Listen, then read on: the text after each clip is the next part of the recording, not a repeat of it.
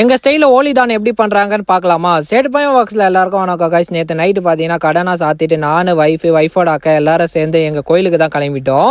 கொஞ்ச நேரத்தில் கோயிலுக்கு ரீச் ஆகிட்டோம். இங்கே தான் ஓலிதான் நடக்க போகுது. ஸோ கோயிலுக்கு வந்தால் ஃபர்ஸ்ட் சாமி கும்பிடணும்னு சொல்லி ஸ்ட்ரைட்டாக பார்த்தீங்கன்னா உள்ள வந்து சாமியை பார்த்து நல்லா வேண்டிட்டு பொட்டுனா வச்சுட்டு வெளியே வந்து பார்த்தா ஒரு வருஷமா அடிக்காத மோளத்தை நெருப்பை கொளுத்தி சூடு காமிச்சிருந்தாங்க. நல்லா சூடு காமிச்ச மோளத்தை பார்த்தீங்கன்னா அடிச்சு பாட்டுனா பாடிந்தாங்க. உள்ள வந்து பார்த்தா எல்லாரும் வந்து வேற லெவல் டான்ஸ் ஆடிந்தாங்க. சவுண்ட் எஃபெக்டோட பாடுறேன், நீங்களும் பார்த்து என்ஜாய் பண்ணுங்க.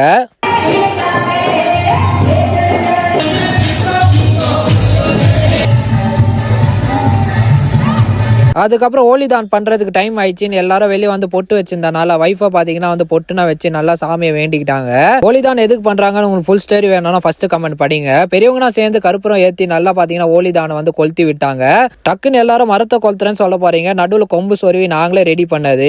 இது எரிஞ்சிட்டு இருக்கும்போது நடுவில் ஒரு கொம்பு சொருவி இருப்போம். கல்யாணம் ஆகாதவங்க அந்த கொம்பை கீழே தள்ளி இந்த மாதிரி சுத்தினா சீக்கிரமா கல்யாணம் ஆகும் சொல்லுவாங்க.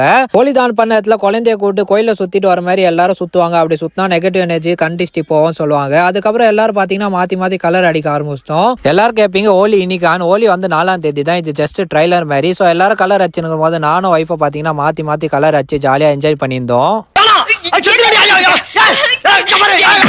ஸோ சூப்பராக கலர் அடிச்சு ஓலிதான் பண்ணதுக்கு அப்புறம் உள்ள வந்து பார்த்தா எல்லாருக்கும் பார்த்தீங்கன்னா ஸ்நாக்ஸ் வந்து கொடுக்கறதுக்கு ரெடி பண்ணியிருந்தாங்க.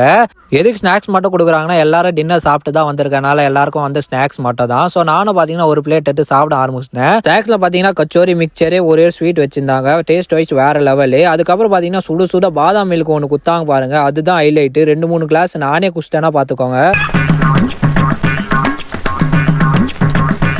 சூப்பராக ஸ்நாக்ஸ் சாப்பிட்டு கொஞ்ச நேரம் கதை பேசிட்டு நாங்கள் வீட்டுக்கு கிளம்பிட்டோம். என்னை ஃபாலோ பண்ணி வச்சுக்கோங்க. 4ஆம் தேதி மெயின் சம்பவம் இருக்குது. ஏன்னா அன்றைக்கி தான் ஹோலி செலிப்ரேஷனு.